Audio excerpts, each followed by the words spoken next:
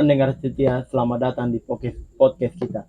Hari ini saya bersama teman-teman saya akan membahas sebuah topik bernama merkantilisme. Di sebelah saya ada teman saya yang bernama Ben Ishak Saifatu. Rewin Boymau. Alex Mangkai. Baik, teman-teman ini adalah teman-teman saya dan selamat menyaksikan podcast kami.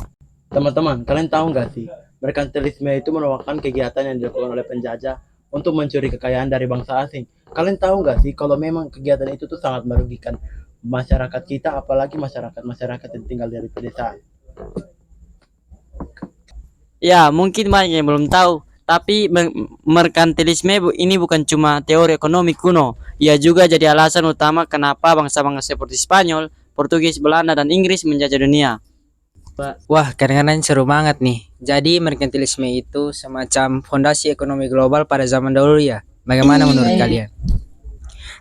Tepat sekali Rewin, sistem ini bahkan jadi cikal bakal munculnya kapitalisme modern yang kita kenal sekarang. Oke teman-teman, tapi berdasarkan itu kita jangan mulai dahulu. Kita mulai pada dasarnya dulu. Dan apa sih merkantilisme itu? Oh ya, Arthur, menurut saya secara sederhana, merkantilisme adalah sistem ekonomi yang percaya bahwa kekayaan negara diukur dari banyaknya emas dan perak yang dimiliki. Jadi makin banyak logam mulia, makin makmur negaranya. Jadi intinya negara dianggap kuat kalau bisa menimbun emas dan punya surplus perdagangannya.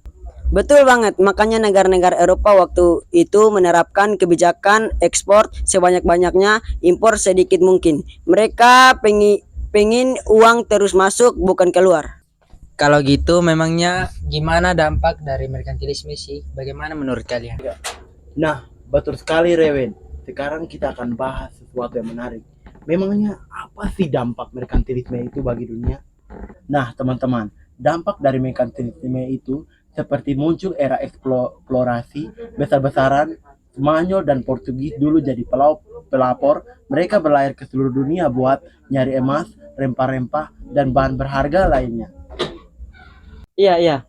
Dan gak lama kemudian Inggris serta Belanda ikut bersaing. Mereka bikin perusahaan dagang raksasa seperti VOC dan AC yang sebenarnya adalah tangan panjang dari pemerintah buat memperkaya negaranya. Menarik banget ya, ternyata kebijakan ekonomi bisa sampai mendorong ekspedisi dan penjajahan lintas benua.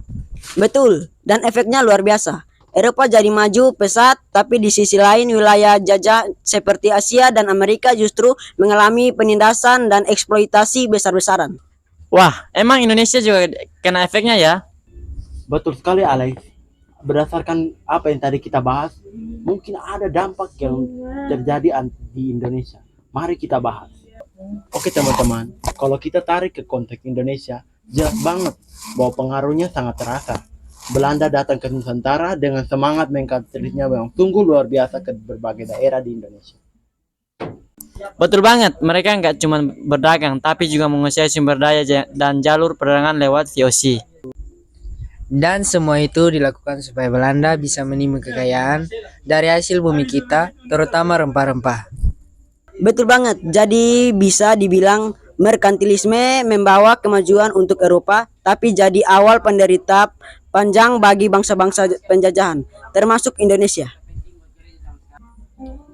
Baik teman-teman sekalian, kesimpulan yang bisa kita dapat yaitu merkantilisme bukan cuma teori ekonomi, tapi merkantilisme ini sudah mendarah daging. Merkantilisme juga merubah sistem dan wajah dunia, menyebabkan kolonialisme yang marak terjadi di lingkungan masyarakat, terutama di negara kita sendiri, yaitu negara.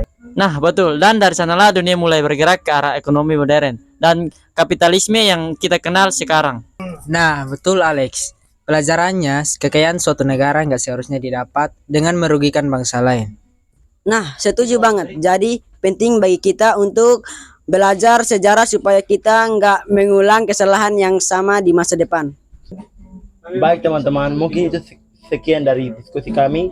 Kami juga menantikan kepada teman-teman yang ingin menyaksikan episode kami selanjutnya soal diskusi tentang misteri-misteri dan sejarah-sejarah yang lain. Sampai jumpa di episode selanjutnya, teman-teman. Tetap semangat dan berpikir kritis. Dan ingat, sejarah bukan cuma masa lalu, tapi cerminan untuk masa depan. Sampai jumpa.